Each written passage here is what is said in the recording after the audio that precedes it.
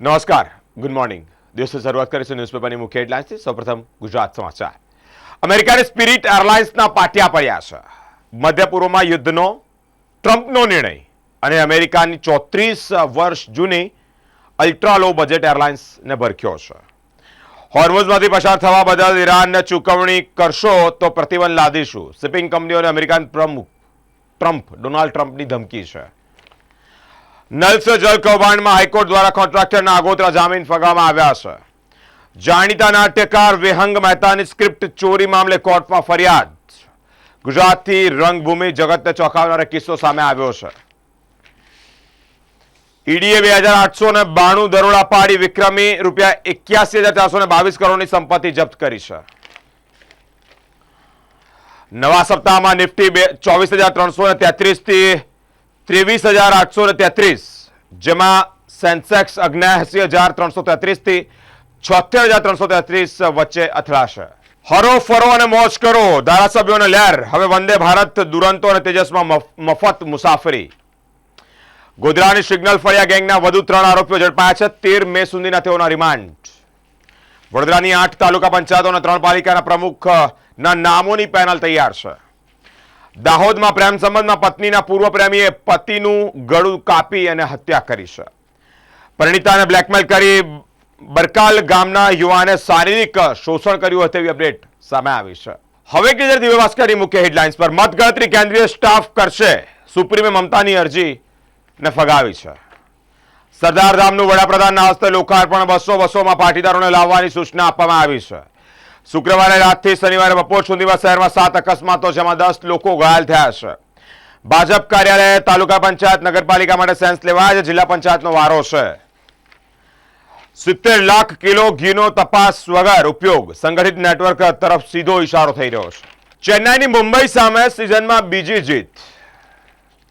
Delhi Dehradun express way 60 kilometre અંતર, 5 કલાકનો સમય બચ્યો. ચારધામ યાત્રા હવે 5 થી 6 દિવસમાં.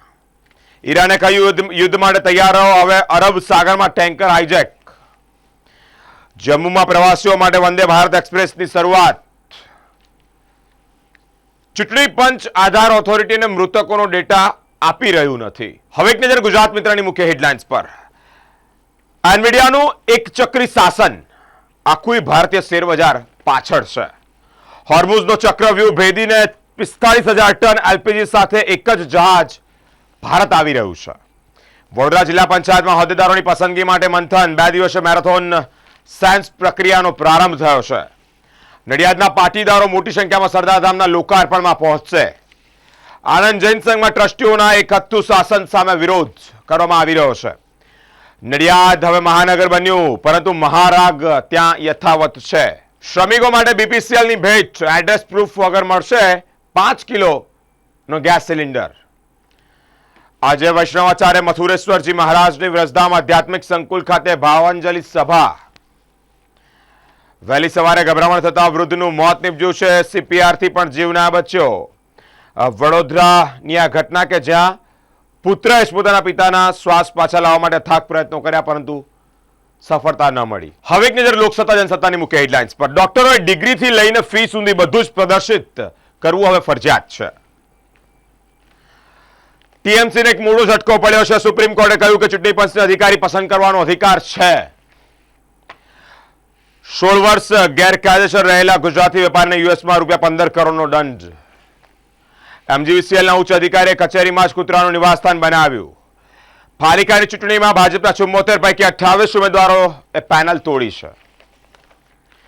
ક્યાંક એવા કોઈ મંત્ર તંત્ર અવશ્ય હશે જેના પ્રભાવથી સોનું પેદા થઈ શકે.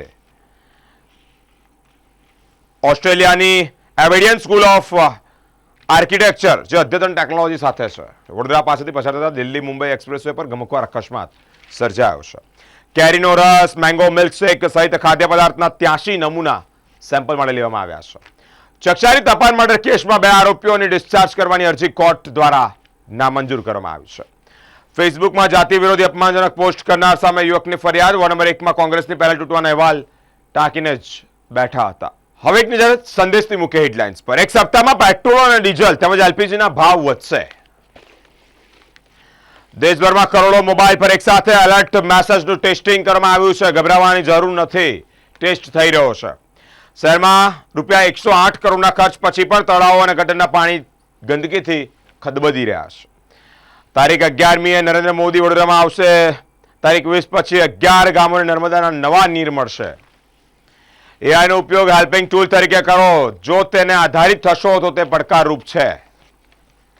કોમર્શિયલ એલપીજી સિલિન્ડરના ભાવમાં વધારો થતા સુરતના મેઇન મેડ ફાઇબર ઉદ્યોગની મુશ્કેલીઓ વધી છે. એપ્રિલ મહિનામાં નિફ્ટી ડિફેન્સે રોકાણકારોને સૌથી વધુ 24.4%નું આકર્ષણ વળતર આપ્યું છે. રાધા યાદવ અને યાસ્તિકા ભાટિયાની આઈસીસી મહિલા T20 વર્લ્ડ કપ માટે પસંદગી કરવામાં આવી છે. પરવાનગી વગર સ્ક્રેપનો વેપાર કરતા વેપારીઓને ત્યાં દરોડા પડ્યા છે. બરાનપુરા નાની ખારવાવાડમાં કાળું અને ગંદાતું પાણી આવતા જ હોબાળો મચ્યો છે. કોર્પોરેશનનું તંત્ર દોડતું થયું છે. હવે એક નજર ગુજરાતની અસ્મિતા ન્યૂઝપેપરની મુખ્ય હેડલાઇન્સ પર. છત્તીસગઢમાં કાંકરેમાં આઈઈડી વિસ્ફોટ, ડિસ્ટ્રિક્ટ રિઝર્વ ગાર્ડના 3 જવાનો શહીદ થયા છે.